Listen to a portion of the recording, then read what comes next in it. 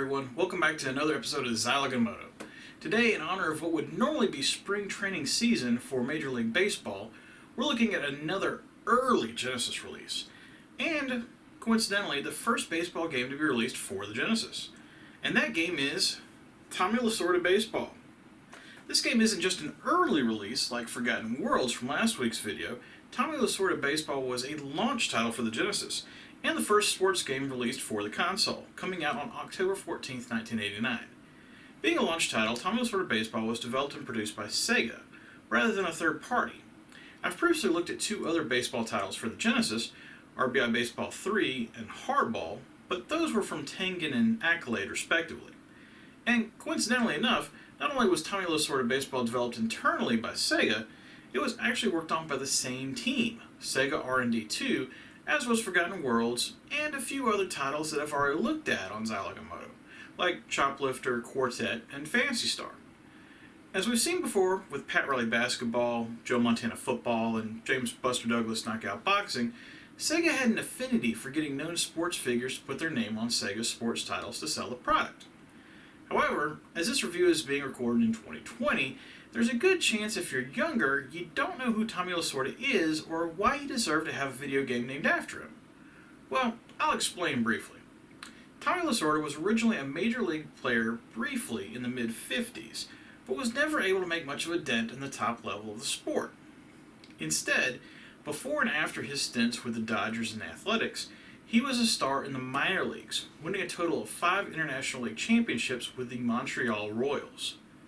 However, the Dodgers had moved from Brooklyn to Los Angeles in 1958, and after the 1960 season, the team folded due to it not making sense for the Dodgers AAA team to be all the way across the continent.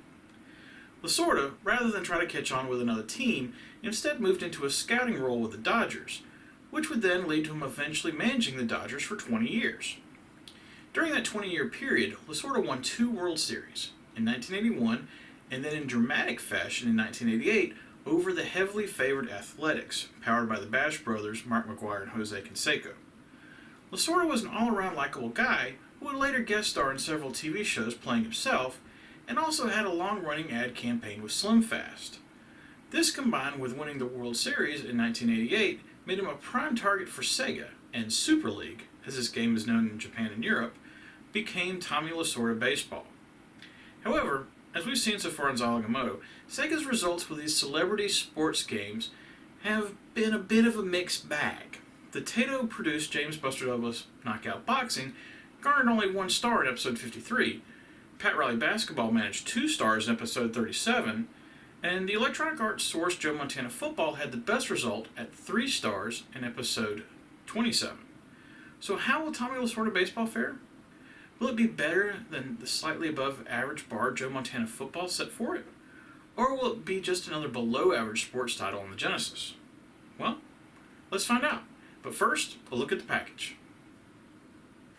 Okay, and here's my copy of Tommy Lasorda Baseball, and thankfully my copy is in much better shape than both Forgotten Worlds or Back to the Future 2 from the last 2 reviews.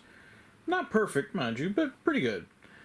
Unlike the other sports games that are named for real people that I've looked at previously on Zilog and Moto, Tommy Lasorda Baseball features a caricature of Tommy instead of an actual picture. I'm not sure why Sega went this route, because even titles like Reggie Jackson Baseball on the Master System, which is considered by some to be a forerunner to this title, or Walter Payton Football, had actual pictures of the players. My guess is they were just trying to make Lasorda look a bit younger, but who knows. Anyway, I like the character, and I think this is a great eye-catching cover with little details like the Sega on his Dodger blue hat and the Genesis script on the baseball there. The logo is nice as well, mixing his signature with baseball font that looks like it was stolen from some old-time Hollywood ad campaign, and it fits perfectly at the bottom between the angled indents. Right there. I refer to this original Genesis-style cover as the PAL style due to the angles and the picture going all the way to the edges of the case, and indeed the PAL version has a similar style cover, but it's also got completely different graphics, as in Europe and Japan, the game was named Super League, with the European version being more or less the same as the American version, albeit with a different title, but the Japanese version instead featured teams representative of the Nippon Professional Baseball League. The case itself is in good shape.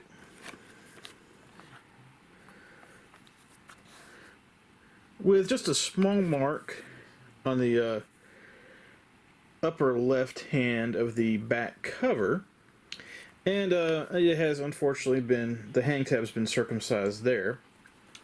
However, the internal cover looks fantastic, and it's just, thankfully, there's no water damage, there's no sun damage. It looks exactly as it looked 30 years ago. Flipping over to the back, there's the pretty standard flavor text talking up the game, and 3 okay quality screenshots, with a larger one at the top, and then 2 smaller ones down below. Since this is an older title, I'll cut them some slack on the pictures being slightly blurry, and they at least make good choices with the first 2. This one here and this one here. But this last one, that just shows off the ugliest part of the game, the overhead portion once the balls have been put in play. And, I don't know that I would have put that on the back cover. I think I might have left that one out. It doesn't really sell the game too well. As we open up the case, we'll see the cartridge, which is in really good shape. And then the manual, which isn't perfect, if I can get it out, but certainly could be a lot worse. Basically just a little bit of bending on the cover from when it's been opened a few times. The manual is on the thick side. I'll take a look at that real quick. And for good reason, as there's a wealth of information in the manual about the game and how to play it. Just flipping through real quick, you can see there's lots of screenshots and illustrating the various sections. And there's also a section at the back of the manual, you saw as soon as I opened it, that has the logos of each of the teams in the game. I'm not exactly sure why they included that, but I guess it was their way of letting the player know what teams were in the game. One issue with the game is that being a baseball game, there's plenty of stats to be taken into consideration when making choices to start a game or perform substitutions after it started. And due to it being an early release, the actual gameplay and graphics took more of a precedence to the graphics illustrating the player statistics. So when you look at that sort of thing, you're left with various unintelligible charts and letter codes. And using the manual helps explain what all those letters and numbers actually mean. For instance, let me find this one chart.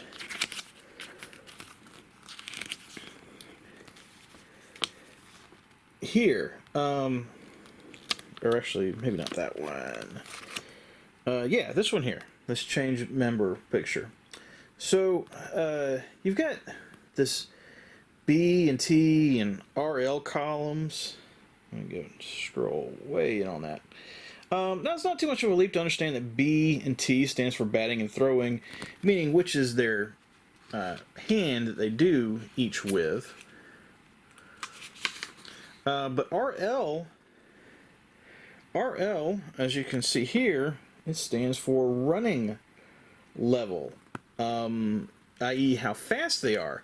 No idea why they didn't just use S for speed or spell it out, but at least the manual has all the information to, make things intelligible for you. Okay, enough about the package. These sections always run too long. Let's get to the game review itself. I've always been a fan of baseball video games. I grew up playing baseball, playing it for 6 years total from late elementary school to high school. I also collected baseball cards for a bit in the early 90s, and I would watch the Cubs play on occasion on WGN, long before we moved to Chicago. However, even when your favorite team is good and they're playing well, oftentimes watching baseball on television is about as fun as watching paint dry. Enter baseball video games. putting the sport into an interactive format immediately makes it much more exciting, as now you're responsible for what happens on the screen, and you control the speed of the action. This is definitely preferred as opposed to just having to sit there and watch the pitcher shake off 3 signs before finally throwing a pitch that just gets fouled off and then having to start all over. However, not all baseball video games are created equal, as we've seen so far with RBI Baseball 3 in Episode 5 and Hardball in Episode 40.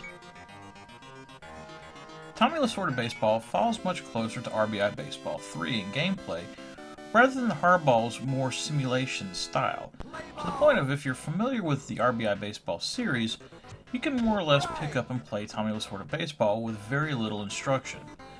This same style is also shared by SNK's Baseball Stars titles, along with Tecmo's Bad News Baseball in the NES, along with, I'm sure, a few other titles, and for the most part, it works. However, Tommy Lasorda Baseball definitely has a few quirks to it that may cause the player some issues if they're not expecting it.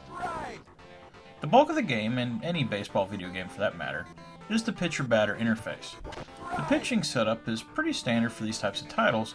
Move the pitcher left and right on the rubber on the mound to determine just how far to the left or right your curveball or slider will end up, and to try to position the pitch in a location that will make it harder for the batter to hit. Holding up on the controller will throw a slower speed changeup, and holding down on the pad will instead put some heat on the ball and turn it into a fastball.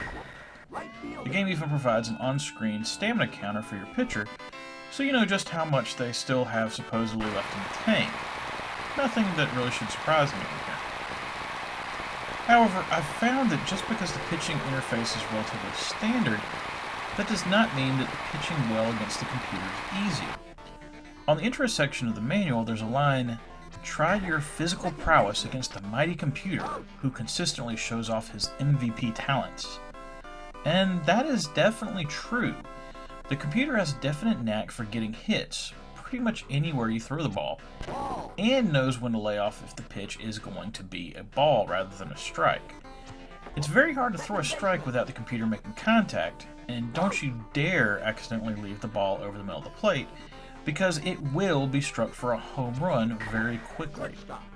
There's nothing more frustrating than actually playing a game against a computer, being up a run late after pitching well all game and keeping the score down, and bam, it's all over. Now granted, that happens often in real baseball, and I'd be fine with that if this was more of a sim game, but it's not. I've compared the gameplay style to the game style used in RBI Baseball 3, but there's one crucial thing that you can do on defense in RBI Baseball 3 that you cannot do here, and that's dive. I've actually got a few gripes about the defensive scheme in Tommy Lasorda Baseball, which is incredibly important to the game, given what I've talked about in the previous paragraph with the computer putting the ball in play on nearly every at-bat. But let's start with the diving. In RBI Baseball 3, if your player is close to the ball, but just not quite there, you can dive, snag the ball, and then make a throw. In Tommy Lasorda Baseball, if it gets past you, it's gone, and have fun chasing around the outfield when it should have been at most a single, if not a force out at first. This also applies to fly balls in the outfield. The game features an interesting wind engine, so your outfielder will be moving pretty constantly to catch fly balls, and it would have been really nice to just have that dive function for balls that end up just out of reach that really should have just been long outs. So, since there's no dive function, reaction times to field balls end up having to be ridiculously quick to get outs rather than give up hits. In an effort to aid the player, I assume, the announcer will call out the fielder, i.e. say, second base, when the ball is hit to them. And that's a good idea. However, what would have been better would have been for there to be some sort of visual indicator of which player you're controlling when trying to field the ball. For example, numerous times there have been hits down the first base line, and both the first and second baseman have been within a few feet of one another. And I, of course, moved the wrong way to field the ball because I'm controlling the other player, and it goes into the outfield for a hit. Very frustrating when playing a close game, especially. There's other complaints I can make about the defensive side, like the players being so slow they seem to be running in sand, and everyone having noodle arms that lets players reach base safely. But Let's move on to the offensive side of the game. And it's offensive. Sorry, I had to. Actually, I'd say the offensive side of the game holds up better than the defensive side, but that's not saying a lot. For whatever reason, it feels like the players don't have a very long reach with their bats, meaning that when in doubt, you should be crowding the plate to try to get a hit. Also, it means that right-handed batters have a decided disadvantage against left-handed pitchers, and vice versa, as it makes it that much easier to try to keep the ball away from them. Beyond that, breaking balls don't appear to take a smooth path to the plate, and what I mean by that is they don't seem to move at a consistent speed. Instead, they start out delayed and then speed up to appear slower. This makes them very difficult to hit. I even tried multiple controllers, thinking perhaps the wireless one I was using was adding a bit of lag to my swing, but even with a wired controller, the timing just doesn't feel right. So, after all that, you're probably thinking, well, if this game is so bad that RBI Baseball 3, which only got 2 stars, is going to compare favorably to it, it must be terrible. And you wouldn't be wrong, because I have run down a lot in the previous few paragraphs. However, to be clear, Tommy Lasorda Baseball isn't a bad game specifically, especially for being a launch title. Remember, RBI Baseball 3 came out in July of 1991, whereas Super League, the game Tommy Lasorda Baseball is based on, came out in April of 1989 in Japan, well over 2 years previous. So RBI Baseball 3 had plenty of time to develop into a better game. To be clear, Tommy Lasorda Baseball does have issues and quirks, like no ties past 12 innings, you always play as the road team versus the computer, and one of the longest and complicated password entry screens I've ever seen, but it's still quite playable, and in 2-player mode, a lot of these previously mentioned issues are lessened, as both players are on equal footing. On a strictly positive note, the pitcher-batter interface looks fantastic for 1989. I really like how detailed the display is, showing all the various stats, pitch counts, etc. The players are also well drawn, and little stuff, like the player's number on the back of their jersey being visible when they take a swing, makes all the difference. The invisible catcher thing is a little odd, because it still obscures the plate, but I like the idea. The scoreboard between innings looks great as well, and again, the flags moving to the top when it's windy is another nice little detail. Now, granted, the actual overhead field display looks pretty primitive, but again, this was a launch title, so I'm more impressed at what they got in the game versus what they didn't. Also, on a positive note, the in-game music isn't bad, and the game has multiple tracks to play during gameplay, to keep things from being monotonous and repetitive. Not being subjected to one song for 9 straight innings is important. The game also has good in-game speech, and more than I would have expected. The announcer will say most of the main position names, plus other common things like ball, strike, etc., and they all sound pretty clear. Not perfect, mind you, but there was definitely an effort made, and I've heard far worse speech in a game. Tommy Lasorda Baseball offers a few nice options for gameplay, including 3 difficulty modes, controlling whether games should be more pitching friendly or batting friendly, and the amount that the wind affects fly balls. Versions of all 26 1989 Major League Baseball teams are included in the game, minus team and player names, and any of those teams can be chosen to play a 30-game season in playoffs. The game features the aforementioned horrendously long password save feature to keep track of your progress, but at least it exists as an option. Unfortunately, there's no stat tracking of any kind, which is to be expected with the age of the title, but pitcher wear and tear does accumulate from game to game, so you can't just use the same pitchers all the time. All in all, I'm giving Tommy Lasorda Baseball 3 stars out of 5. It has definite flaws, as you would expect with a game of its vintage, but ultimately I'm impressed with the level of detail put in the game for when it was released. There are certainly better baseball games on the Genesis, but none of those came out in 1989. Okay, that was Tommy Lasorda Baseball. This is another one of those that I played 30 years ago or so, and I remember liking it, but I also remember liking other baseball titles on the console better, and going back through and playing this game again really reinforces that.